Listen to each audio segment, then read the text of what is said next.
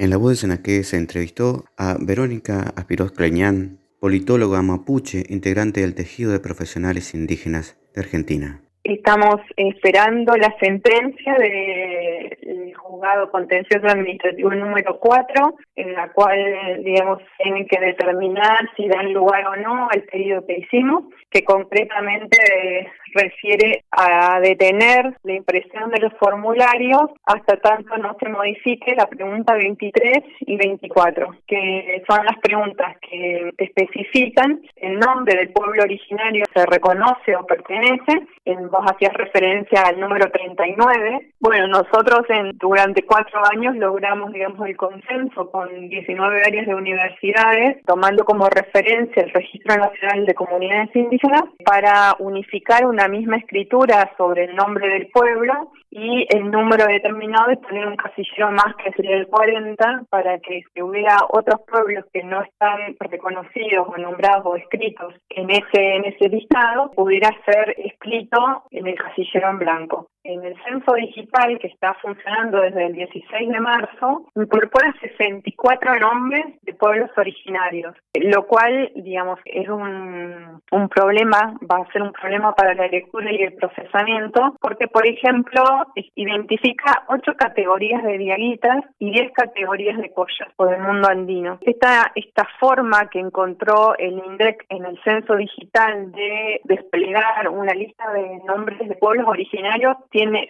un impacto negativo en términos de la confusión que genera, en los pueblos sobre cuál es la identidad territorial a la cual debe hacer referencia al interior del propio pueblo. ¿Y esto qué tiene como consecuencia? 2 cosas a nivel político. Una es la expoliación o la fragmentación de un pueblo que tiene su propia manera de nombrarse y que reconoce las parcialidades o las identidades territoriales al interior, pero sigue sosteniendo, la unidad mayor, por decirlo de algún modo, como forma de generar un vínculo de diálogo interétnico con la otredad, con la sociedad mayoritaria, la sociedad hegemónica o con el Estado. El otro tema, que es la pregunta 24, que es así, lo podemos decir, es el éxito del tejido de profesionales indígenas en cuanto que logró posicionar e incorporar dentro de la plantilla censal la pregunta de la diversidad lingüística. Sí, es una ganancia. No es como nosotros la hubiéramos deseado, no es la propuesta que subimos, porque tiene sus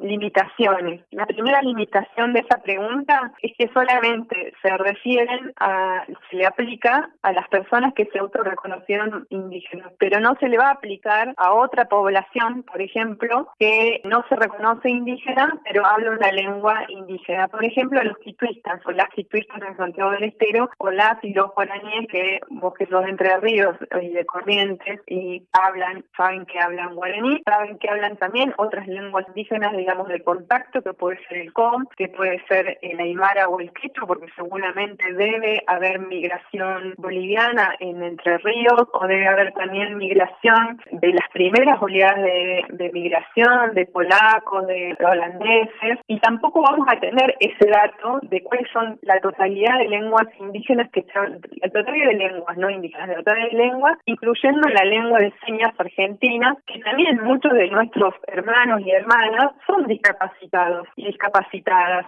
siendo indígenas. Entonces, esas intersecciones que tienen nuestros pueblos no van a ser captadas en la pregunta 24. Y también el tema de la lengua en revitalización. A nosotros nos pasa acá con la lengua charrúa, que nosotros estamos en ese proceso de revitalización, y a no tener la opción dentro de la pregunta nos perjudica. Nosotros, por ejemplo, algunos han estado censando de forma virtual, y en esa opción que dice si habla la lengua, y la gente le pusieron que sí, porque no tenían otra opción de decir, bueno, nosotros estamos en un proceso de revitalización de nuestra lengua. Y eso pasa con otros pueblos, ¿no es cierto? Tal cual, porque lo que nosotros queríamos hacer con la pregunta, la propuesta nuestra del tejido es, además del español, entiende o aprende otra lengua, ¿cuál? Entonces, digamos, en esa pregunta que nosotros hicimos, dábamos por descontado de que todo el mundo tiene alguna noción del español, aún los monolingües, alguna noción mínima tienen, como para decir, bueno, no estamos haciendo un sectarismo, sino estamos apelando a las otras lenguas que están desplazadas o que no están jerarquizadas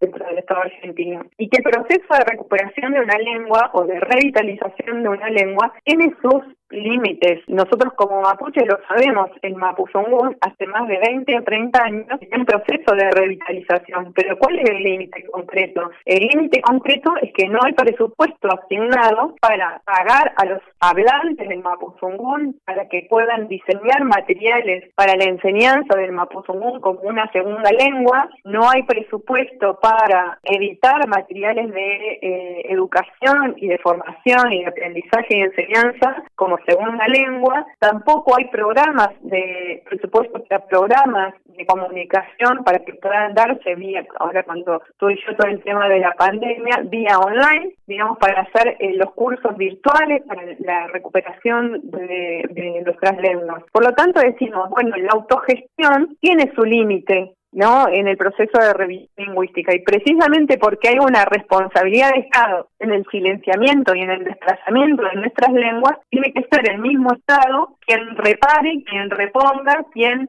vuelva a invertir, digamos, en estos procesos de recuperación y de revitalización, porque es el responsable directo de ese desplazamiento. Y bueno, por último, Vero, el tema sigue el proceso de alguna respuesta para que cuando llegue la fecha del censo se modifiquen esas cuestiones que está manifestando. Mientras tanto, de modo virtual hay un modo de acceder con un código que se puede modificar la respuesta, ¿no? Mientras tanto, la gente se está censando por ese medio. Sí. ¿Y vos qué crees?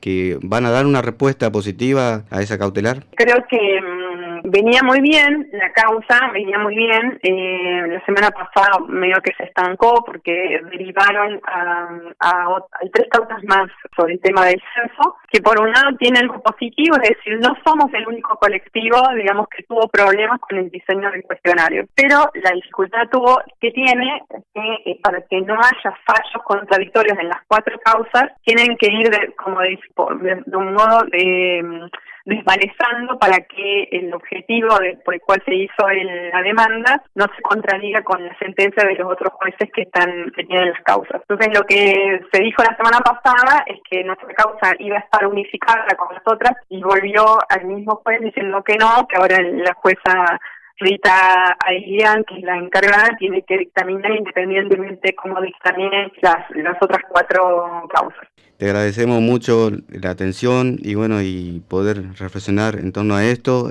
Vamos a seguir nosotros desde acá con la campaña y invitamos a toda la población originaria y no originaria también sumarse. Todo el fundamento que diste, extraordinario, saberlo también para lo que se viene, y por supuesto que en alguna otra instancia te vamos a llamar para seguir charlando sobre este tema y otros más. Así que muchas gracias por habernos recibido. Bueno, un gran abrazo y que tengan una linda campaña para el pueblo charrúa en Entre Ríos. Espero entonces ahí sus flyers, sus spots radiales, su música, para seguir alentando, digamos, que el pueblo charrúa se pueda levantar sobre su propia historia y memoria.